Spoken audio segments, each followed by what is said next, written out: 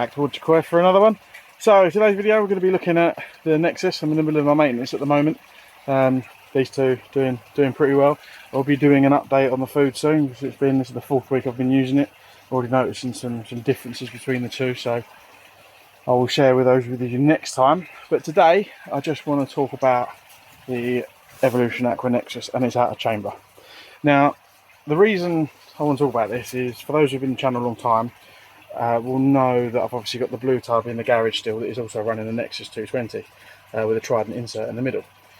Now, I'm not a fan of the amount of crap that gets out of the outer ring on the Nexus. Doesn't seem to matter what you put in the middle, you always get the smaller bits going through. Now the drum is working really well in terms of the job it's meant to do. I absolutely love it, and I will be exploring the drum option on everything I do in future. But when I set this up, I left the Nexus empty in the outer ring, and as I said, I'm just currently draining it completely, give it a good clean. Now look at the crap that is forming on the bottom of that outer chamber. Now this is obviously with a drum. I've got the Draco in the middle. I believe it's 70 micron, so anything smaller than that fits that gauge will get through. The outside of my Nexus is absolutely filthy. Now normally when you've got obviously K1 in this, I'm not moving it. This will all be churned up and pass through your system, most of it. But you will get collections in the feet, just like I've got there. And I have got that every single foot all the way around. This is part of the reason why I haven't filled it with K1 to begin with. And also, as I said, I'm thinking about filling the outside with Alpha Grog. However, not happy with the amount of crud that's getting through, because ultimately this will get into my Alpha Grog filter and cause me a problem there. Fortunately, because of the way I'm using this is acting like a settlement chamber, so I'm actually quite happy with how it's going. What I need to do, and I am thinking about doing this, is designing a system that will hold brushes all the way outside on this half. If I can split the Nexus in two, similar to what this gauze does here, if I can split the Nexus into two, then I'll have one side with media in, the other side with brushes to stop any of that crap coming this side. But I need to sit and think about how I'm going to do that. What I don't really want to do is drill any holes into the top of the Nexus. But even with the drum guys, it still shows you what gets through. So imagine that with the Easy in the middle. It'd be a lot worse, and I know it's a lot worse from the blue one. This is obviously just crap you're going to keep recycling because it's already small enough to go through the drum gauze and get into the rest of your system. I don't like it. It causes a problem. It's build up. This is also obviously bacteria can build up. And don't forget, when you actually do have K1 moving with the air ring, your air ring is mounted on that black piece there.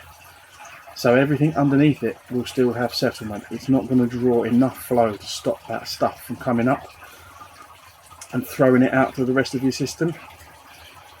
This is why I am going off the Nexus, the Easy Pod. The Easy Pod's the same. You get crap build up in the bottom of that, and that's designed so poorly when you've washed water out that you end up with a load of crap sitting at the bottom. You've got to pressure wash her out. Now I know obviously the answer to all of this is maintenance. Of course, if you're willing to do any maintenance, as much maintenance as possible, then this isn't a problem. However, the drain on this isn't great.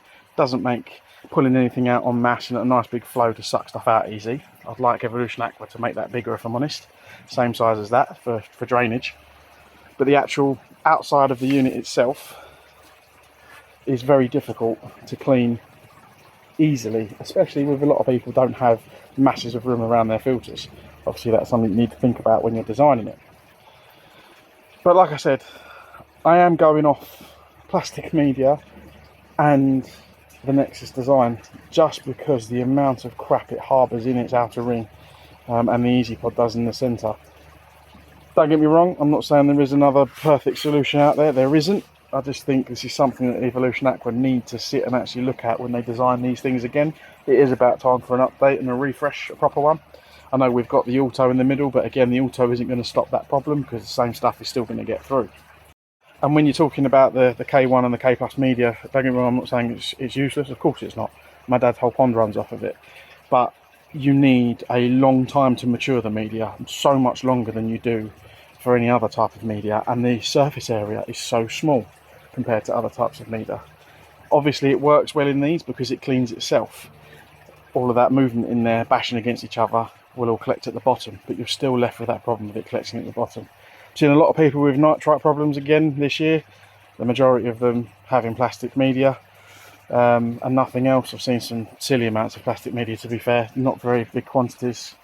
You need a lot of it. I mean, if you look at Koi Wholesale, obviously I know he's an extreme, but you look at what he's doing, he's got beds of 300 and 500 litres for a decent size area. So if you've got the bigger Nexus, you can obviously do that, holding a lot more than the 220 does, the 320. But again, on its own, and especially on a new system, if you're thinking about it, put yourself a shower on as well, or something that you can have a ceramic type media to give you that kick start, so you can get an established cycle within that first part of the season. Otherwise you're going to be spending your first year or two trying to get your nitrite levels down. When it comes to nitrite with this, I've got absolutely no nitrite at all. I am running a heavy stock, not massively overstocked this side. If I pinch the air, as you can see, still a fair few though, and some big fish in comparison to obviously the size of tub that they're in. I'm doing well. Colours looking good on some of these, but like I said, I'll go through the food next time. And then this side, just to show you all how these are getting on. I pinch the air.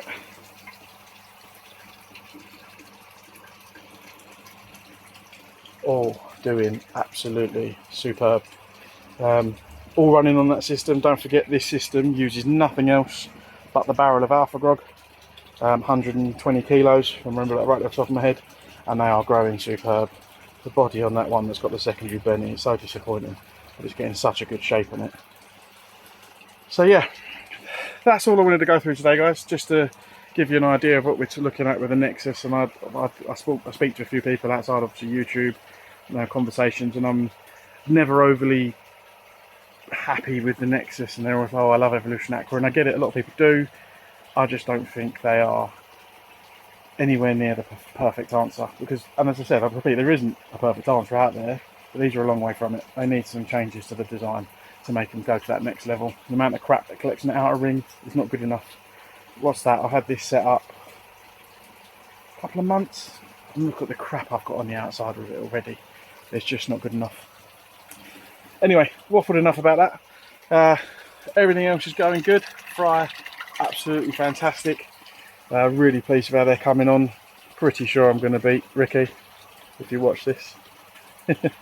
And these guys doing really well, so we'll be back with an update on the food next time. So that's it for today, guys. Those of you who have made it to the BKKS show, I hope you have a fantastic day.